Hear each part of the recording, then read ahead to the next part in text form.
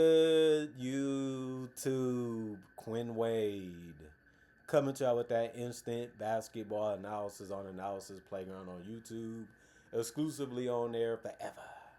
And we're going to talk about how the Minnesota Timberwolves blew out the Golden State Warriors. No Steph, so no Draymond, makes it a whole lot easier to do it. And then on top of that, no Anthony Edwards. But they still scored 108 points and held the Warriors to 83. The Warriors go to 26 and 22, 9 and 15 on the road. The Wolves go to 28-19, 16 and 8 at home. 20 to 21, the Minnesota Timberwolves won the first quarter. 32 to 18, they won the second quarter. 22 to 19, they won the third quarter. And then 33 to 26, they won the fourth quarter. Guy Santos, 26 minutes. Everybody in the starting lineup for the Warriors scored in double figures. Everybody off the bench ended up scoring two for the Warriors. They all had a rebounder or more, even on the bench. And Guy Santos had 11 points. He went 5 of 13 from the field, 1 of 6 from 3, 10 rebounds. He finished with a double-double, 2 assists, 4 turnovers, a steal in the block, 1 offensive rebound, 1 personal fouls, and a -5 plus minus. He did a good job of just getting to the paint. He didn't just shoot from the perimeter over and over again. You have to switch it up a little bit to keep the defense guessing. But he did a good job of filling up the stat sheets in other areas and didn't have the worst shooting night ever. Quentin Post, 28 minutes. He scored in double figures with those 13 points. He went 5 of 12 from the field, 3 of 7 from 3. He's always taking the open, easy looks. You have to love that. Doing the best shots to get. Those are the best confident builder. 5 rebounds, no turnovers in the block. 3 offensive rebounds, 2 personal fouls, and a -13. And plus minus Moses Moody, 26 minutes, 10 points, 4 of 12 from the field, 2 of 7 from 3. 4 rebounds, 1 assist, 1 turnover, 1 block, 2 offensive rebounds, no personal fouls, and a -13 and plus minus. He's a good scorer. He didn't score the ball at that great. He had good looks, just couldn't knock all of them down. It happens. But Pat Spencer, he was able to play 34 minutes. That was the most on the team. 10 points, 4 of 11 from the field, 2 of 4 from 3, 5 rebounds, 6 assists. The 6 assists ended up being the most on the team. 4 turnovers, 1 steal, 2 offensive rebound, 1 personal foul, and a -10 and plus minus. Just a good game. I mean, he really did a lot for the team. That speed, that bounce that he plays with is needed. He didn't shoot the ball that great from the field, but he did splash in half of his threes. And then Brandon Podziemski played 28 minutes. He had 12 points. He went 4 of 13 from the field, 0 of 2 from 3, 4 of 5 from the free throw line. He did get 7 rebounds. He also had 4 assists. He also had 3 turnovers and 2 personal fouls and a -14 and plus minus. He didn't play the ball. He didn't play basketball that great offensively in this one. The best thing he did in the game was get to the free throw line and rebound, which is still essential to having chances to win basketball games, especially because you don't know how they're going to turn out till it's over. Trey Jackson Davis, 20 minutes, 8 points, 3 of 7 from the field, 2 of 4 from the free throw line, 4 rebounds, 1 assist, 2 turnovers, 2 steals, 2 offensive rebounds, 3 personal fouls, and a -12 and plus minus. Good game. Good game from him. Good game. This is a very, very steady game. Leon's 9 minutes, 6 points, 2 of 4 from the field. He missed his only 3. He went 2 of 2 from the free throw line. He ended up having 5 rebounds. That was the most off the bench with 1 assist. No turnovers, 1 steal, 1 offensive rebound, no personal fouls, and a -7 and plus minus. Buddy Hield, 29 minutes, 5 points. He ended up going 2 of 10 from the field, 1 of 4 from 3, 0 of 2 from the free throw line. He missed way too many shots too. He took the most off the bench, and he didn't make many. And he also didn't make a lot of his threes or free throws either. He didn't make any free throws.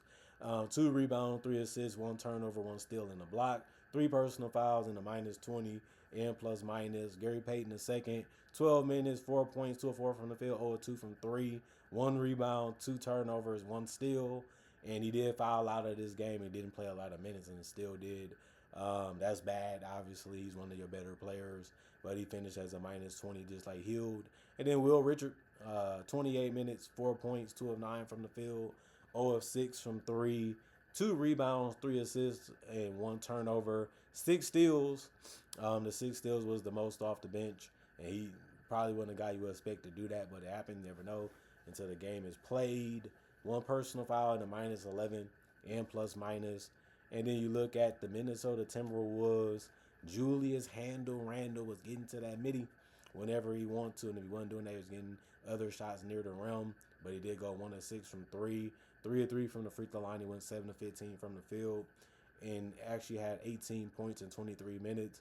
He had 7 rebounds, 2 assists, 6 turnovers, and a steal, 2 personal fouls, and a plus 13 and plus minus.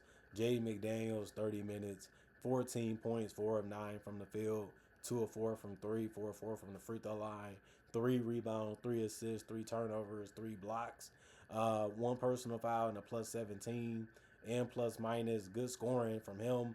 They need as much as they can get out of him on the offensive end. You know he's going to do solid defensively. Rudy Gobert, 35 minutes for him. That ended up being the most on the team. He also had 15 points and 17 boards, so a double-double. He went 5 of 8 from the field, finished around the rim real well. And this one, he also had 2 assists, 3 turnovers, 1 steal, and 2 blocks. He filled up the stat sheet tonight. They needed somebody to really step up. Gobert has been one of their better players, as he should be, and it's just good to see him playing good basketball still. 3 offensive rebound, 1 personal foul, and a plus 22 and plus minus. Mike Conley, 21 minutes, 2 points, 0 of 4 from the field, and he also went 2 of 2 from the free throw line. At the end of the day, he missed every single shot besides the free throws. But he did have 2 rebounds, 2 assists, no turnovers, and a block. 1 personal foul and a plus 11 and plus minus. Dante DiVincenzo, 31 minutes, 15 points, 5 of 10 from the field, 5 of 9 from 3. 4 rebounds, 8 assists. The 8 assists ended up being the most on the team. He also had 4 turnovers, 1 steal, 3 blocks, 2 offensive rebounds, 1 personal foul, and a plus 12 and plus minus. He's fast, he's quick, and he can hit you with a pass if you don't react to him the right way, and he can keep the ball moving quick too because they play spread out sometimes besides Gobert and Randall, depending on where Randall is on the court, because sometimes he do be on the three-point line too. And Dr. DiVincenzo making the right reads out there, whether it's scoring or passing. That's great to see. Joe Ingles, Jingling Joe, 5 minutes. He didn't score a basket. He also had 1 assist and a steal. No personal fouls and a minus 4 and plus minus. Berringer, 10 minutes, 6 points, 3 of 8 from the field. 4 rebounds, no turnovers. 2 offensive rebounds, 2 personal fouls, and a minus 2 and plus minus. He had a good game. It was a good one. Nas Reed, 25 minutes, 15 points, 6 of 12 from the field, 3 of 7 from 3. He also had 7 rebounds. The 7 rebounds ended up being the most on the team. 3 assists, 3 turnovers, 3 steals, 1 block, 1 offensive rebound, 3 personal fouls, plus 30 and plus minus. A lot of good scoring from him. He's been really good off the bench for them, whether it's scoring at the paint or scoring from the three-point line, grabbing boards and playing defense. He does it all for them, and it was good to see that tonight. Jalen Clark, 25 minutes, 4 points, 1 of 3 from the field, 2 of 2 from the free throw line, 3 rebounds, 2 assists, no turnovers, 2 steals, 1 offensive rebound, no personal fouls, and a plus 15 and plus minus. Didn't take a lot of shots in this one, so he didn't hurt that much with that. He missed it 2 shots, but he also made it up a little bit with the free throws since he made all of them. Then it was just about helping in other areas, even defensively, and he was able to get that done for him. Johnny Juzang, 5 minutes, 2 points. He missed his only shot, which was a 3. 2 of 4 from the free throw line, 1 rebound, 1 turnover, 0 personal fouls, minus 4 and plus minus. And then Bones Highland, 25 minutes, 17 points. That ended up being the most points off the bench. He can do that to you, especially if his jump shot is going. It opens up everything else in his game. 6 of 9 from the field, 3 of 4 from 3, 2 of 4 from the free throw line, 7 rebounds, 5 assists, 1 turnover, 2 steals, 4 personal fouls, and a plus 19 and plus minus. Rob Dillingham, 5 minutes, 0 of 2 from the field.